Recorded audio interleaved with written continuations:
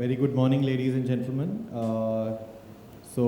It gives me immense pleasure to host the first session of the day. It's always the most important, and I think it sees the maximum participants. And I have with me a very distinguished and diverse panel, very, very experienced and eminent. So thank you everyone for joining me here today for the session. I'm sure we'll make it quite interesting for all of you.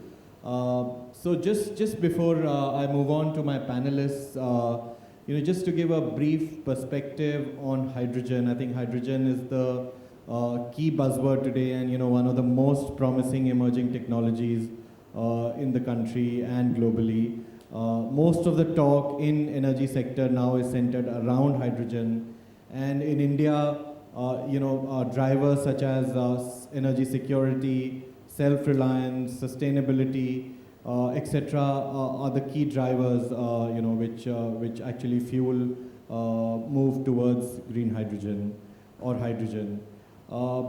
In terms of long-term vision, I think we are expecting about 5 million tons of hydrogen or green hydrogen by 2030. Interestingly, during 2018-19, a lot of grey hydrogen was produced, about 5.5 million tons, which was particularly a feedstock to fertilizer and crude oil. So we've already produced a lot of hydrogen, grey hydrogen. We have to now see how to move towards more cleaner sources of that. Also, as you all know, physical properties of hydrogen warrant additional infrastructure for storage, handling, and transportation. And for generating this 5 million tons, there will be huge amounts of inputs needed. We've estimated about 115 gigawatts of renewable energy will be needed, 50 billion tons or liters of demineralized water will be needed, and also 50 gigawatts of electrolyzer capacity will be needed. So all this needs to be put together, brought in time to actually have 5 million tons of green hydrogen being produced. We all know that it is currently quite costly, and we need to have scale, R&D, etc. to bring the costs down.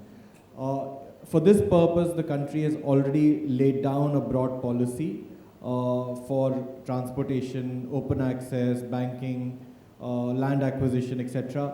So the stage has already been set. There is a timely intervention which has been made by the Ministry of Power for betting on green hydrogen. But with this momentum which has been set forth, we now need to move forward, and more needs to be done. So that will form the basis of our discussion today. Where do we move from here? What do we do more? So with that, I would request my eminent panelists to first give an introduction or a brief opening comments for 2 to 3 minutes, and then we will go to certain question answers, and then we'll open it to audience hopefully for the last 10 minutes or so. So I would request Mr. Ramakumar to start, please. Thank you. Thank you, Mr. Sameer, and very good morning to all of you. So I am Dr. Ramakumar, Director R&D, Indian Oil, and we are one of the front runners in ushering in hydrogen economy. As you are all aware that refining segment is the largest producer as well as consumer of hydrogen. Right now, as Sameer was mentioning, it is mostly and entirely a grey hydrogen, using natural gas or naphtha as the feedstock, and through steam methane reforming, we are producing the grey hydrogen. Hydrogen is the lifeline for all the 23 refineries and all over the refineries all over the world. But now the question is, as Sameer was mentioning, that there is a talk of green hydrogen consumption obligation, what Government of India is planning to kickstart the demand for green hydrogen. Refining and fertilizer segments are the first two segments which are earmarked for this kind of mandate. Though the mandate is not officially come in, but I think the talks are there at the cabinet level. Once the cabinet approves this, probably it becomes a official. So in the run-up to this mandate, most of the refineries, rather all the refineries in India, they are preparing themselves how to convert a part of the hydrogen that they are producing and using from gray to green. There was a lot of debate. Is it really economically viable? Is it sustainable to go straight away from gray to green, or is there an intermediary color called blue?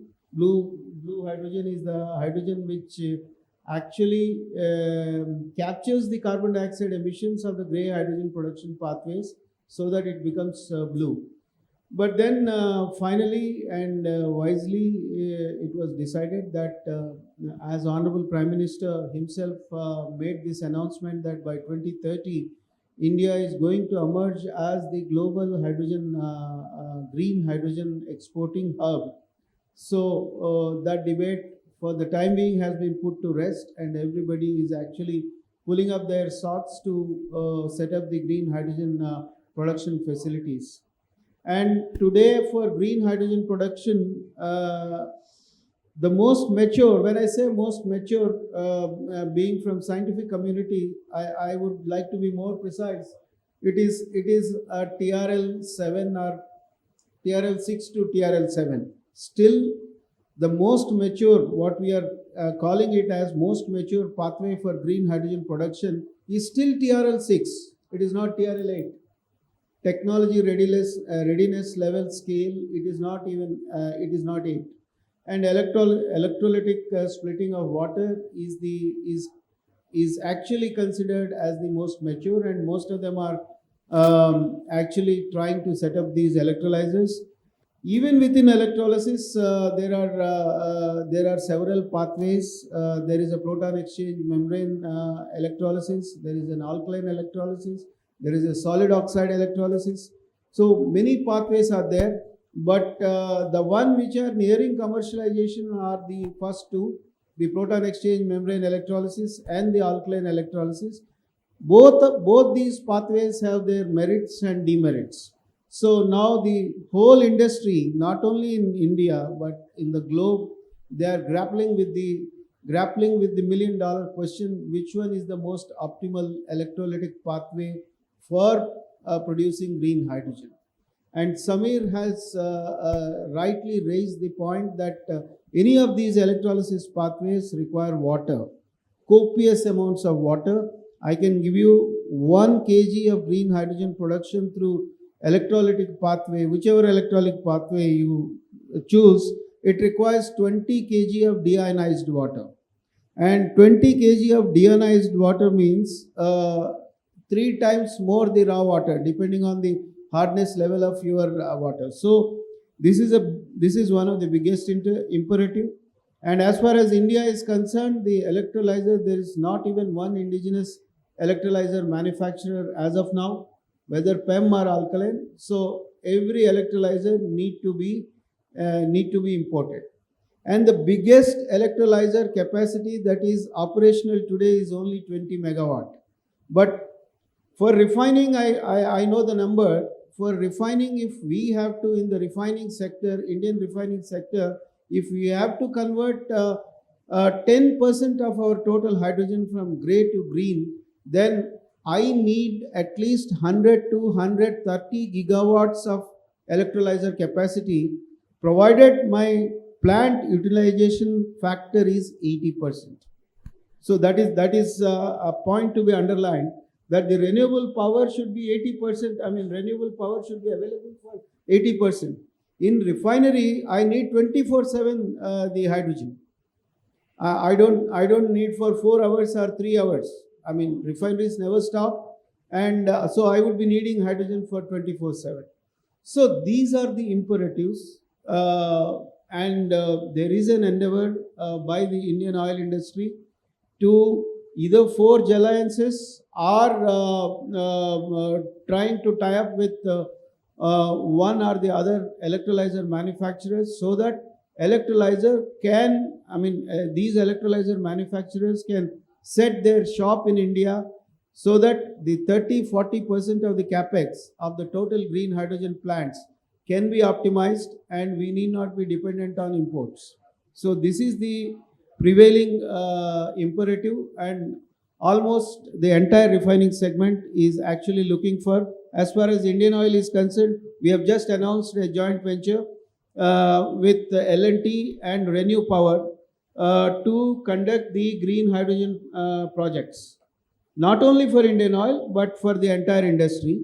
And this JV is under formation and it has already been announced, and we are going to tie up with one or the other electrolyzer manufacturer to set the indigenous electrolyzer manufacturing units in India.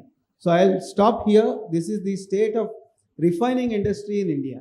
Since I belong to oil and gas, I thought I would give this update to the audience here in this hall. Thank you very much.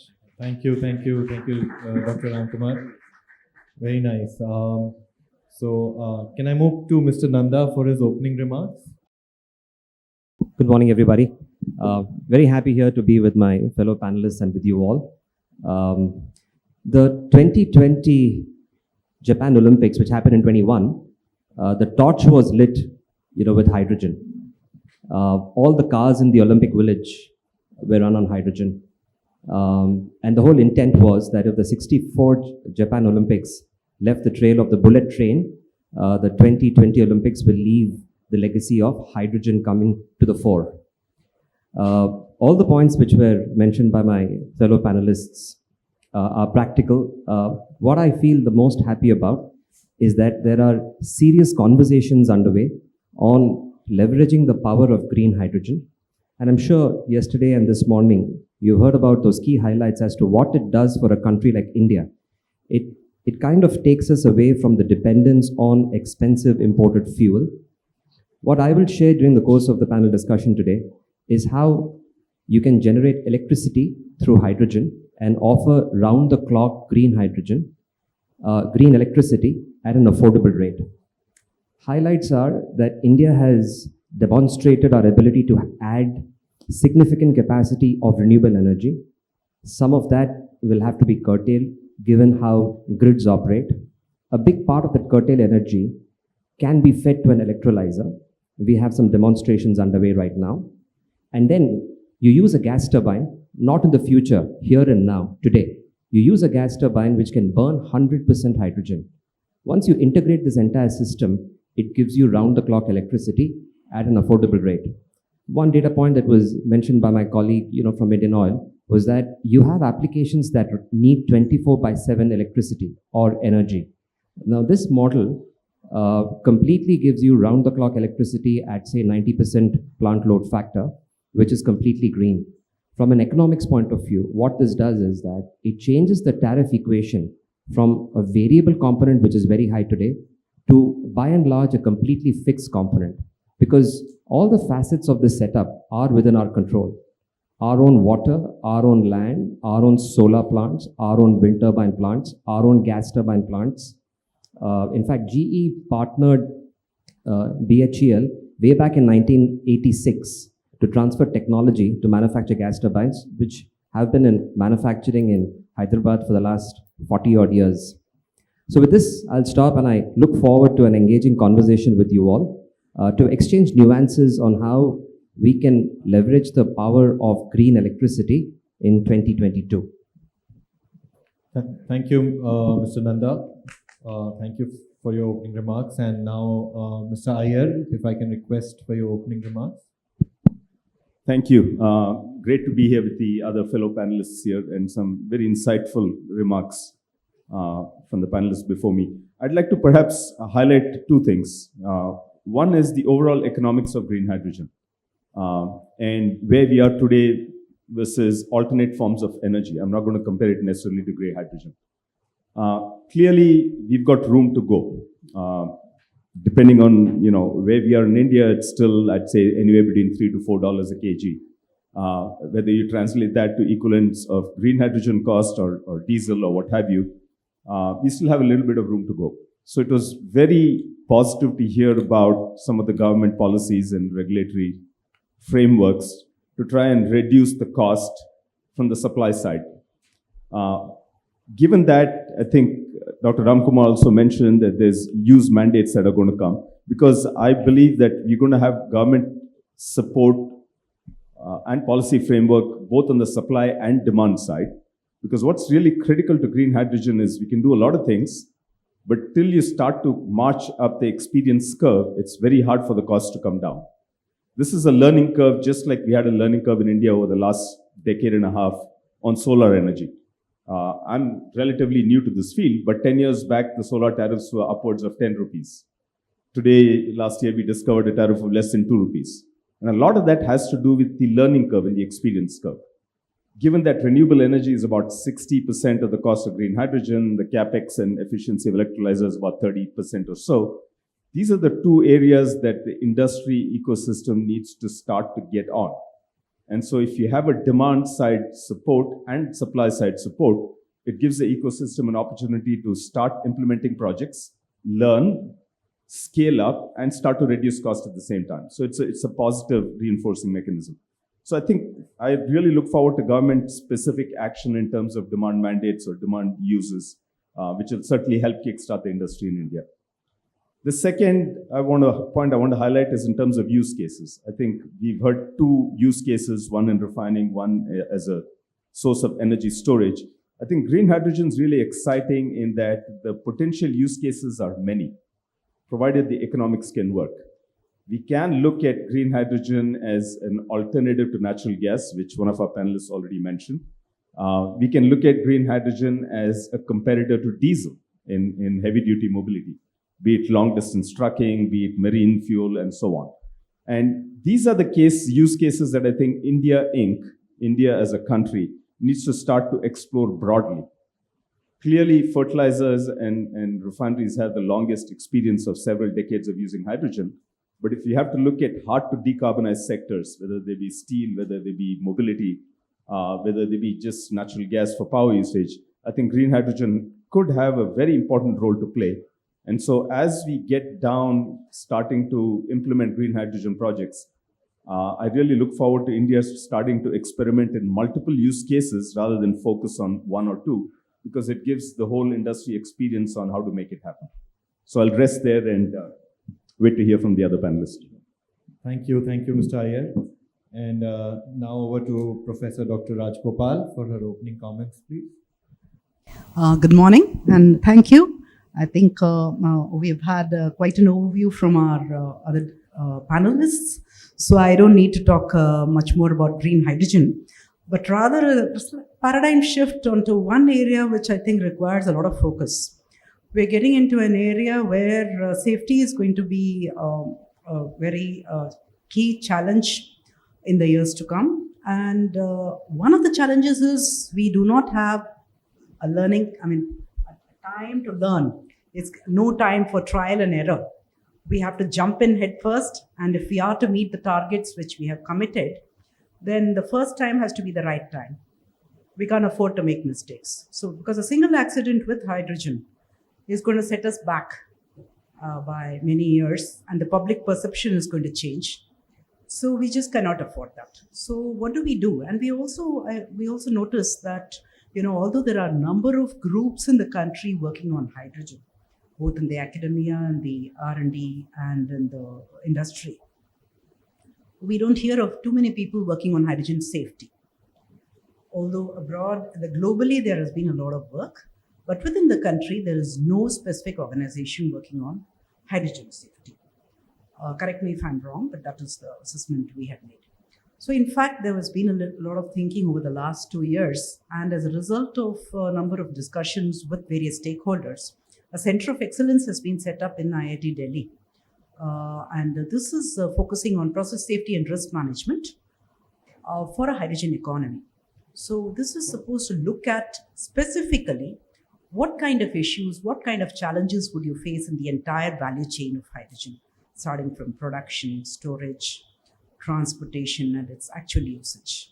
It's not that hydrogen hasn't been used before. In fact, many of the European countries, for example, one of our knowledge partners, Norway, they did it 60 years ago. But then oil came in the forefront, and then all that was left behind. But that research and that body of knowledge still exists, and that is what we have to garner. That's what we have to make use of, so that we don't have to again invent the wheel. We don't have to learn everything all over again.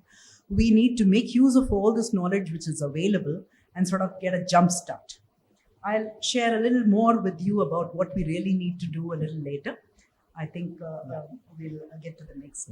Thank you, Professor Rajagopal. And very rightly said that we cannot afford to make any mistakes. So I think all the panelists, what they're saying is that we have to get it right. So very interesting, and thank you so much for your opening remarks. Very, very interesting.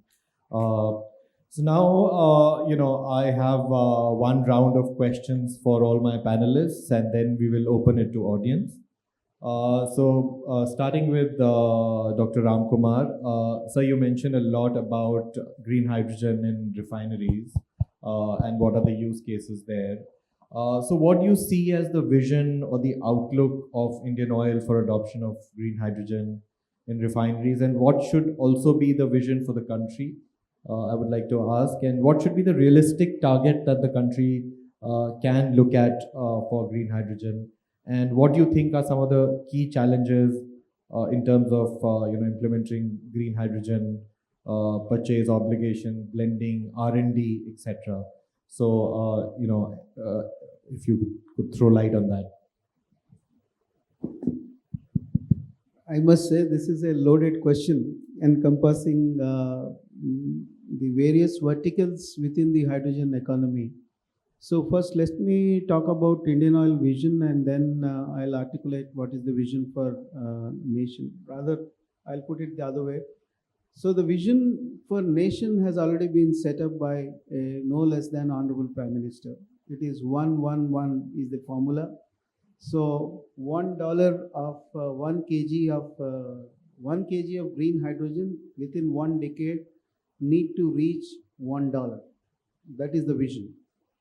That is the vision, broad vision that every use case need to follow. And I think if that happens, probably I think hydrogen economy will be booming in India in the next decade afterwards. We do interact a lot with the automobile industry. Automobile industry's ask is that if hydrogen has to become a potential energy form for mobility segment, then the delivered cost of green hydrogen or hydrogen, and we are talking only now hydrogen means green hydrogen. So delivered cost of green hydrogen, automobile industry per se, they say that it should be 150 rupees a kg. Let's not talk about dollar, because dollar rupee fluctuations are really very high and very low. So what they are saying is, if 150 rupees a kg delivered cost of, you call it whichever color you want to give, if you can give a fuel cell grade hydrogen at 150 rupees a kg, then probably automobile industry is game. In the projections for India, for globe also, today it is 90 million metric ton, and 2030 the projection for hydrogen is 140 million metric ton. And mobility segment throughout the globe today is zero. Today means at 2020 or 2021 it is zero. And if 140 figure is to be achieved on overall basis, then mobility segment should contribute at least 20 million metric ton. And for mobility to get that figure, their ask is, at least Indian automobile manufacturers, I keep interacting with them, and their estimate, their aspiration is that we should be supplying green hydrogen to them at 150. Delivered cost, I will underline that delivered cost with all taxes and all those things. So it is a very tall order today. As Mr. Iyer was mentioning that while renewable energy at the site of generation is below 2 rupees, at the site of application, by the time it reaches the application where hydrogen plant is situated, thanks to government's recent announcement of banking policy and ISTS waiver policies, a lot of things have been eased out, but still the state levies need to be addressed. Once that is addressed, if below 2 rupees generated renewable electricity, if it reaches by 2 rupee 50 paise to site of application, today it is 4 rupees, 4 plus rupees. Then probably one can attempt producing green hydrogen at 150 rupees or 200 rupees a kg. So the biggest enabler is the renewable power electricity. So those are the national imperatives and those are the national aspirations in terms of numbers.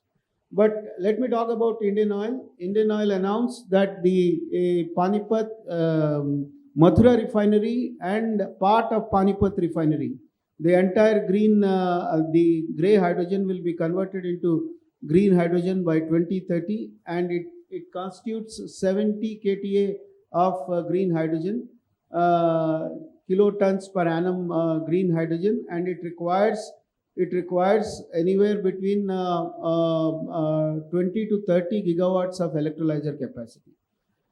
So we are all gearing up to set up them. Mathura is our first refinery which will be converted from grey hydrogen to green hydrogen, and we are in the process. We have announced this JV. This JV is going to execute these projects for us.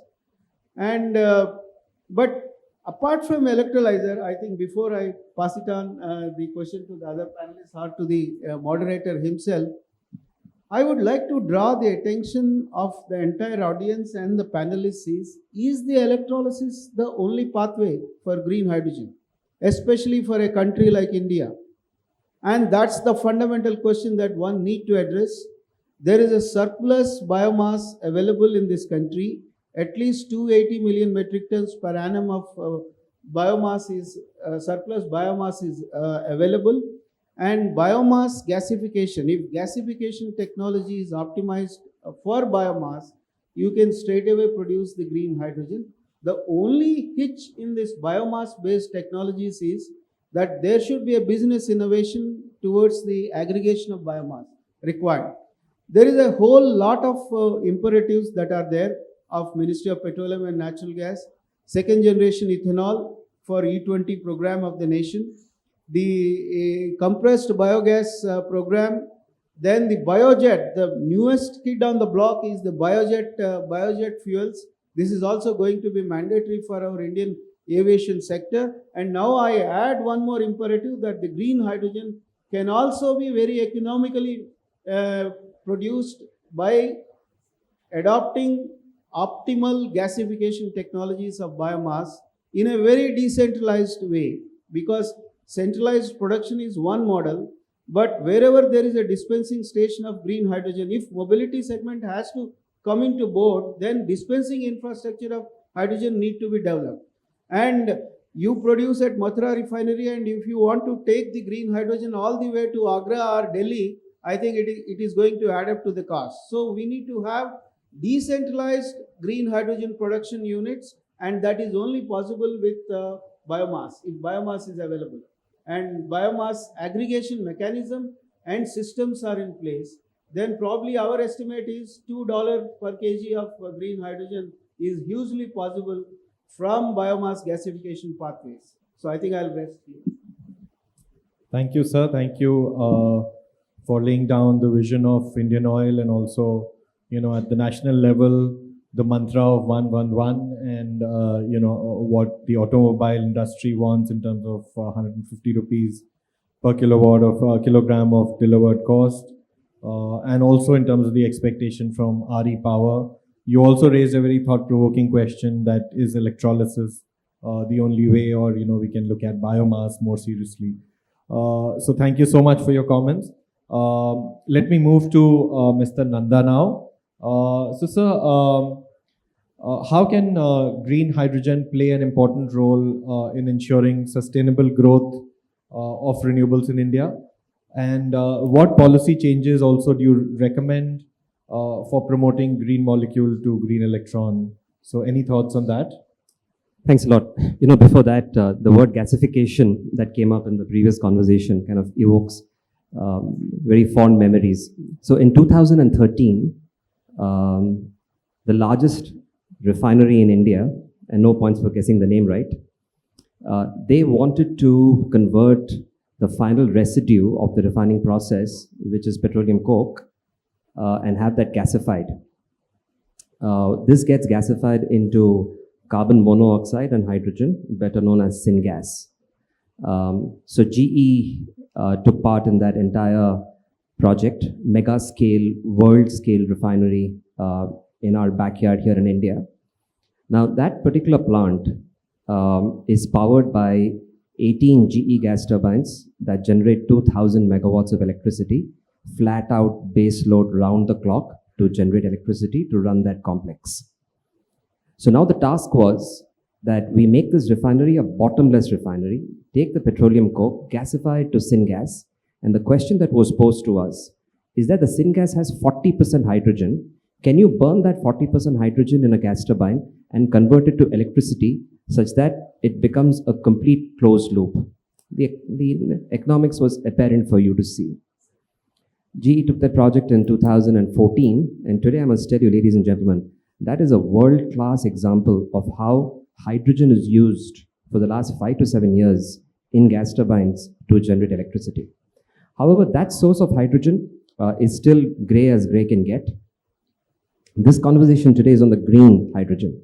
So what we've been doing for the last, I would say, 6 to 8 months, and we have a core team that's working on this round the clock for the India case, is that we are working with very large renewable players who are working on these mega scale projects to set up wind plants and solar plants. Now there is a market for green electricity driven by ESG compliance internationally. The market, for example, is large data centers in India who have this mandate to buy green electricity on a round-the-clock basis. What that does is that it gives us the initial fillip in terms of the business case viability. So then working with these large renewable players and then tying up with very large Indian players who have announced plans for giga-scale factory electrolyzers, we have come up with this particular model that I briefly mentioned in my opening remarks, is when you start generating renewable energy, the grid has a capacity to absorb that much amount of renewable energy. And when you have excess energy, like for example in the afternoon belly, you start feeding that into the electrolyzer. The cost that we have seen, and I'll quote a few numbers, is that today we have a model which delivers hydrogen at $2.92 per kilowatt per kg of hydrogen. If you take that value as the input feed cost to run a gas turbine, because you have to balance the intermittency of wind and solar with a firm, stable power that comes from a gas turbine. And then a gas turbine, it modulates very efficiently. Now, these are turbines that we use in our aviation gas turbines. So if you are in an aircraft, you'll see that when the aircraft takes off from the tarmac and when it hits full speed, it happens almost in a matter of a few seconds. So from cold metal to full load, we have the ability to go in 2 minutes flat out. We could also do it in 90 seconds. So once you marry this technology that runs on 100% hydrogen, then you have a system that gives you round-the-clock green electricity, and the emphasis is on round-the-clock. Today, I think we have attained mastery in coming up with low-cost, quote-unquote, renewable energy on a standalone basis. But the utility of that is questionable. What will really benefit the industry is when you do this at scale and offer it on a round-the-clock basis. So back to numbers. Today, for example, we are in the market to offer green electricity at 6 rupees per kilowatt hour with a regulated return of 15.5% to the investor. So you have green electricity at scale, say for example 250 megawatts, round-the-clock basis, more than 90% availability factor in a combination of wind, solar, gas turbines. What you should take away from this room today is that innovation has already happened. There are examples of these turbines running in India. We're flipping the whole model that will displace expensive natural gas to green hydrogen. The last point, we will stop very soon, and I was so impressed with my fellow panelists, we will stop quoting numbers in dollars because everything will then get converted to rupees. There is no dependence on any dollar input fuel to this whole model. I'll be happy to exchange more ideas, coffee break.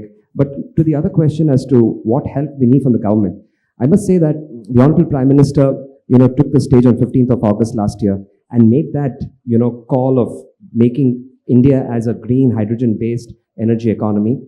a great step. In fact, the government has always been at the forefront in promoting clean energy. One tweak that we could make is to start mandating all round-the-clock green electricity tenders with a matching firm power alternative. And then the cake is large. So you have options between a pumped hydro, you have batteries. The only offside of the battery technology is that it's starved by kilowatt hours, and then introduce gas turbines, which can burn hydrogen. Thank you, Mr. Nanda. You correctly outlined, I think, the role of renewable power, the intermittency, which needs to be balanced for round-the-clock green hydrogen, and also in terms of what help we could get from them. Sorry, you have another point. Please go ahead. I must also acknowledge here that Indian Oil has 27 GE gas turbines powering all their refineries, right from Gujarat to Mathura to Panipat to CPCL. And I just got an offer that we should start blending hydrogen in their gas turbines to generate electricity. Thank you, sir. Yeah, thank you. GE all the way. So yeah, thank you so much for that. Now I'll move to Mr. Iyer. So sir, if I would like to ask you that, you emphasize a lot on cost competitiveness in your opening remarks and how can sort of costs be rationalized and brought down. So what do you think, how can industry and government collaborate more to create a sort of vibrant R&D network for green hydrogen and a startup ecosystem, so to say, in developing affordable technologies again and services and business models for green hydrogen markets? So industry, government collaboration. Very good. Yeah, before I jump into that, first I'd like to acknowledge the comments both the panelists made, very, very insightful and goes in many ways to the heart of cost competitiveness. And let me perhaps start with that. India has probably about 5 or 6 states with very high renewable energy resources. When I say resources, either radiation or wind speed. It's a whole lot more competitive to move green electrons than move green hydrogen. And one of the panelists made that point. The sticking point here is the central and state government interplay, right? You can give ISTS waivers and you can have banking policies, but the last mile is the biggest problem. The last mile adds 50, 60, up to 100% of the cost. Till we address that, I think we're going to have a bit of a challenge in bringing the cost competitiveness down. And I think just about everybody has begun to realize it now, but just to emphasize the point, unlike traditional industries, and I myself come from oil and gas and petrochemicals where scale was everything, right? You build 1 million tons a year and then, 10 years later, you build 2 million tons a year. Hydrogen is not the same. The scale benefits are relatively smaller, and the big challenge of transportation of a hydrogen molecule basically forces you to look at distributed manufacturing where needed. So you have to move the green electrons around in a very efficient manner and really look for the government, both central and state, because they're both needed here, to make that happen. In terms of R&D and competitiveness, perhaps a broader comment than just electrolyzer. We do have, I think, very good schemes like PLI and ALMM for modules Mr. Bagla, sorry for intervening. I think we must compliment Government of India. The EU green hydrogen policy was just out, the draft, and the banking permission that they have given is only 1 hour. Against that, India has already announced 30 days of banking permission. So we must compliment Government of India. Absolutely. Good point. Absolutely. So I think what we need R&D wise is we encourage manufacturing, but I think encouraging technology is perhaps lags behind a step or two. If you were to look at solar module manufacturing, it's very easy to, I shouldn't say easy, relatively easy to set up lines based on technology that you license from providers, but it's very easy for these technologies to become obsolete in a matter of 3 or 4 years. And the reason, I guess, China holds such dominance is not just because of their cost competitiveness, is because of their constant technology development. Today, their modules do X. A year from now, the efficiency goes up a little and so on and so on and so on. What we don't want to do is to set up an entire manufacturing base, be it in solar modules or electrolyzers, that becomes obsolete in a matter of 2 to 5 years. There's an excellent technical institutions in India. the history of R&D in the technical institutions is still relatively young. The history of academia and industry working together to develop and advance technologies is still, I'd say, relatively new compared to what happens in Europe and the US. So I really look forward to the government in terms of providing policy support on the supply side, on the demand side, on the manufacturing side. Also look at technology support explicitly to provide funding and incentives for industry and academia to come together in some of these emerging areas to say, look, manufacturing self-sufficiency is not enough. It has to be technology self-sufficiency.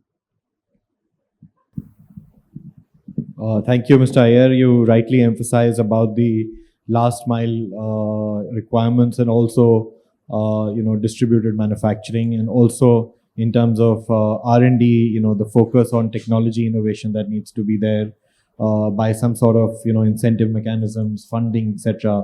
Between industry and academia. So very important, and it's not, one-time effort. I think that needs to keep going on, something which is continuous and never ending. So thanks for that. I'll move to Professor Dr. Rajagopal now. So ma'am, if you can throw some light on, how does green hydrogen, ammonia compare with fossil fuels? You mentioned a lot about safety requirements and also the Center of Excellence that is being set up in IIT Delhi. So can you throw a little bit more light on, how does it compare with fossil fuels in terms of safety? What is the current ecosystem for safety, testing, standards, etc.? And what are the key risks that you foresee, human resource, others, in terms of the whole ecosystem creation for green hydrogen? Yeah, I think the question is very valid. After all, we've been dealing with fuels. So what's different about hydrogen? That's also a fuel. After all, it also burns, it combusts with oxygen, and it requires the same. You require oxygen, you require an ignition source and fuel, and you have a fire. And we have standards, we have plenty of experience with fuels. And of course, a lot of similarities are there. But then a lot of unique properties of hydrogen, some of which make it safer, some of which make it more challenging. It's a very, very small molecule, and it's very, very light. So if it does leak, it leaks very easily as well from wells, joints, etc. But once it leaks, it tends to rise up and disperse very fast. But then it also has a very low ignition energy. So if you have any ignition source, it's almost, they say if there is a leak, and especially in an enclosed space, it's almost sure to be a fire. And then within an enclosed space, if there's confinement, then there's possibility of DDT, that is deflagration to detonation, which is an even worse consequence. So it has got a lot of, and it's also got a negative Joule-Thomson effect. Generally, if you say something is leaking and expands, it cools down, but not in hydrogen. When it leaks, it warms up. So that itself creates a source of ignition. Because of its properties of leakage and the very small molecule, it gets into the metal, it embrittles the metal. So the material of construction also, when you design anything which deals with hydrogen, which is going to carry hydrogen, you need to look at the properties of the material also. And so it's a whole range of things. And that's why I call it a systems analysis problem. It's not a simple problem. You have a number of diverse things you need to look at. Data, some of it is fuzzy. We really don't know some of the data with respect to failure frequencies. We don't know cryogenic systems or in stationary systems or compressed gas systems, how hydrogen is going to react with the metal or with some of the components which are already there. For example, we are thinking of mixing natural gas and hydrogen in existing infrastructure. What is going to happen? So these are some of the questions which are being asked. One thing is, we need to look at rigorous tools, analysis tools. So qualitative tools may no longer work. You need to have something like quantitative risk assessment techniques, where we use tools and techniques which have been used earlier, of course, but we need to adapt it to hydrogen and we need to adapt it to Indian conditions. We need to do a hazard identification followed by probability analysis, consequence analysis, and a risk assessment. Another thing we need is a risk acceptance criteria. So far, hydrogen has been used in certain locations, industries, etc., where people are aware, there are experts. But now it's going to be used in public spaces. It's going to be used in urban areas. And we're going to have refueling stations. We are going to have it in transportation. It's going to be in the public. So, and the people are not aware. One is awareness. Second thing is the risk criteria, because voluntary risk and involuntary risk. Workers or people who are within industries are exposed to a voluntary risk, whereas involuntary risk, the levels are much lower. Ranges for -6 per year or even lower than that. So we need to look at that, see within the country what is the level of risk we can accept, what is the risk we are actually coming out with, compare it, and we need to put in preventive measures, protective measures, preventive measures to bring down the probability of an accident, protective measures to bring down the consequences of an accident. Then we need to train first responders, and the general training methods may not hold. We need to bring in tools like virtual reality and knowledge-based tools to train these first responders. And also we need to have capacity building. We need to have a lot of skilled as well as trained manpower, and also higher education. We need to bring in MSc courses, for example, in hydrogen safety and in related areas. So this is where the COE is going to focus: capacity building, R&D in the area of hydrogen safety, consultancy for industries. And another area I want to emphasize is standards. There are ISO, IEC standards for hydrogen, but we need to put in place some specific standards for country-specific standards, as well as areas which have not been looked at so far. When we look at green hydrogen production, for example, we are going to have design of equipment, which new technologies, new equipment. So for all of these, we need standards. So evolution of standards is another area the COE is going to look at. And then accident investigation, higher level learning, that is higher level audits, not basically to fix the blame or to find out who was at fault, but to have a learning. There again, we are missing another crucial thing. We do not have an event database, incident database, or an accident database in the country. This again needs to be built up. And especially in the area of hydrogen, across the globe, this data is a little sparse. We have had accidents. Even in 2019, we have had 2 accidents, I think one in Santa Maria and then one in probably Norway with hydrogen. And a couple of them were pretty serious. So we need to have learnings from these accidents. So that kind of database also needs to be set up. And finally, we need all stakeholders, the government with the regulations and the appropriate regulatory framework. We need standards institutions to play a part. We need academia to play a part, both in R&D as well as in training and teaching, and industry.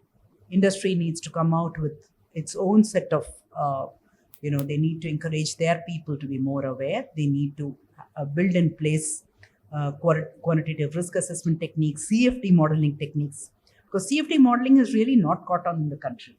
That is something which we really need in hydrogen, especially when we are entering into this new area, and for urban infrastructure where 3D modeling becomes very, very important. So these are some of the areas I just wanted to highlight. Thank you. Thank you, ma'am. Very balanced perspective. I think on green hydrogen, you rightly emphasized, the possibilities of risks because of, the intrinsic properties of hydrogen itself. The need for certain rigorous tools. Also, need for awareness building and, identification of a risk criteria and, virtual reality, etc. And also what the COE will do in terms of capacity building, standards, etc. I think it will play a good role in terms of an enabler and also, in facilitating coming out of certain regulations, etc.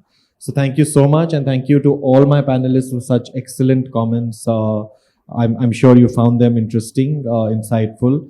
And with that, I would like to open this forum to audience for any questions. Please introduce yourself and please keep the question brief. That's my request. Yeah, we'll probably just have, I think the time is already up, so we'll just have 2 questions. Okay, hi, my name is Priyan Garg. I'm president for Tapas Clean Energy and doing solar as a business right now. So I wanted to just get a sense of the magnitude of the green hydrogen requirements. And one thing the panelists said really threw me off. If I wrote down correctly, I believe you said, sir, that 10% of the gray hydrogen, if it were to be converted to green, that would need 100 to 130 gigawatts of electrolyzer capacity at 80% capacity utilization. Now, considering that solar generally generates about 20 to 24% capacity output, that if I understand this correctly, just the 10% hydrogen requirement for refineries needs about 500 gigawatts of solar equivalent, which means that what we have a 2030 target of 300 gigawatts is not even going to be enough to get 6% of the hydrogen requirement from refineries. Am I correct in my scales? Is this the level of electrical power required to convert the green hydrogen economy, or I got some zeros off?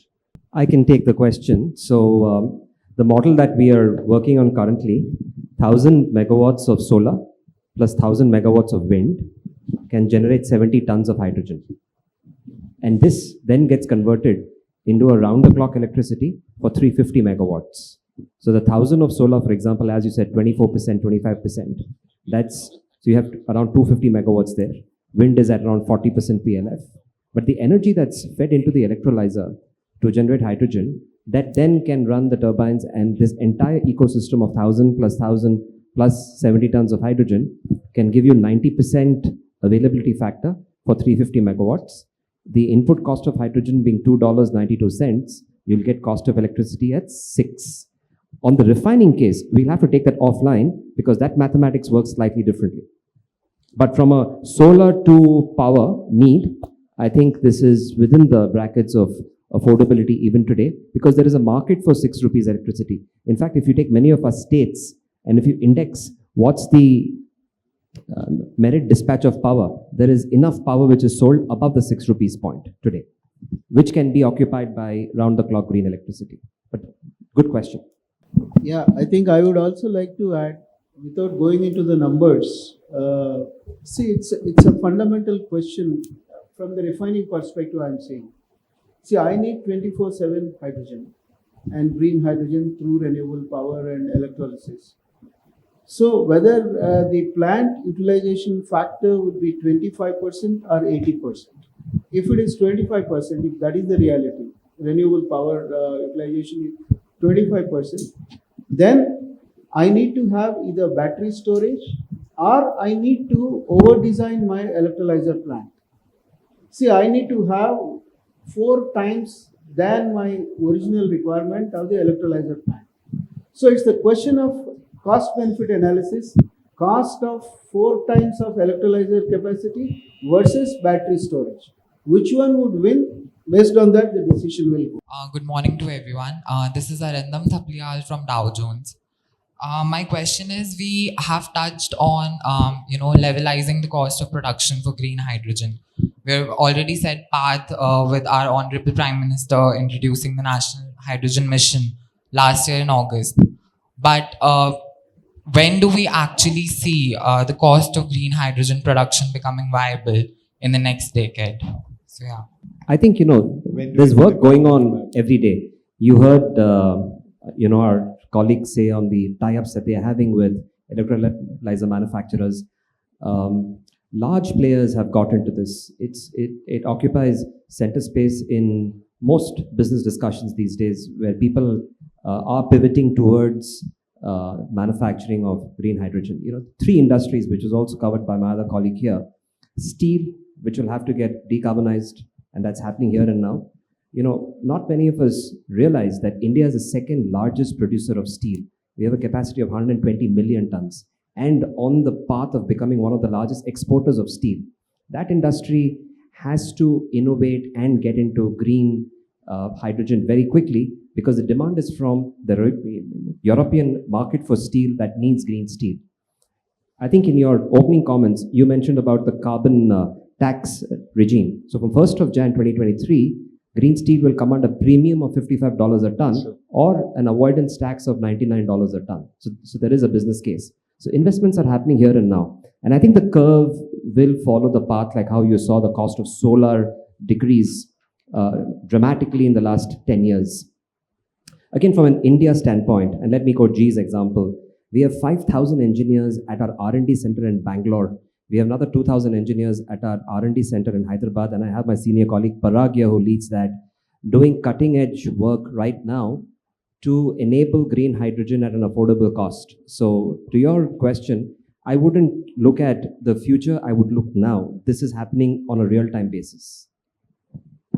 Yeah, thank you, Mr. Nanda. And Thank you so much. Thank you, all my fellow panelists. And I would like to close the session here. I would just like to say that we need green hydrogen in a sustainable, cost-effective, and safe manner. So, all those things should be brought into the ecosystem. Thank you so much for joining and sharing your views. Thank you so much.